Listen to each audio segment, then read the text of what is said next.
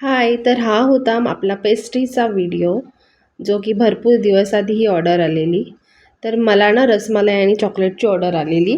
तर बघा कसं बनवते मी. पहिल्यांदा पूर्ण केकच बनवून घ्यायचा आहे.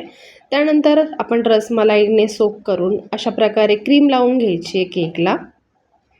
आणि त्यानंतर रसमलाईचे क्रश किंवा रसमलाईचे जे पीस असतात ते पण आपण ह्याच्यामध्ये ॲड करू शकता. तर हे पूर्ण रेकॉर्ड नाही झाले. अशा प्रकारे हे दोन्ही केक तयार झालेत आणि ॲक्च्युली मी हा केक दोन्ही केकला प्रॉपर अशी फिनिशिंग नाही दिली आहे साईडने किंवा बाजूने, कारण ही पेस्ट्री होती आणि घरीच त्यांना खायची होती. आणि ही जी ऑर्डर होती ती माझ्या रेग्युलर कस्टमरचीच होती, त्यामुळे एवढीशी तामझाम करायची काही गरज नव्हती. तर ह्या चॉकलेट आणि हा रसमलाईचा केक होता ॲक्च्युली ½ kg.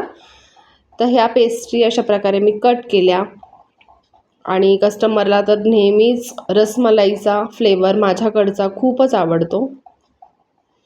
तर बघा अशा प्रकारे हे पेस्ट्रीज मी कट केलेले आहेत आणि त्यानंतर मी ह्या बॉक्सेस मिळतात त्याच्यामध्ये टाकून कस्टमरला दिलेले आहेत. तर तुम्हाला पण जर घरी बसल्या केक शिकायचं असेल तर नक्की चॅनेलला सबस्क्राईब करा आणि कसा वाटला व्हिडिओ नक्की सांगा.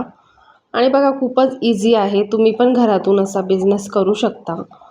आणि या चॅनेलवर तुम्हाला भरपूर अशा केकच्या व्हिडिओज वगैरे बघायला मिळणार आहेत. तर तुम्हाला शिकायचे असतील तर नक्की सबस्क्राईब करून ठेवा. आणि बघता बघता आपल्या ह्या सगळ्या चॉकलेट आणि रसमलाईच्या पेस्ट्री ज्या आहेत त्या तयार झाल्या. त्याच्यानंतर मी पायपिंग बॅगमध्ये थोडीशी क्रीम टाकून वरती फक्त थोडेसे असे रोझेट वगैरे काढले. आणि रसमलाईच्या केकला जास्त काही असं सजावट नाही केली तरी चालते. आणि चॉकलेट ज्या पेस्ट्रीज होत्या त्यालाही मी अशा प्रकारे रोझेट काढले. तर बघा कशा झाल्यात आपल्या पेस्ट्री. कस्टमरला खूपच आवडल्या. थँक्यू.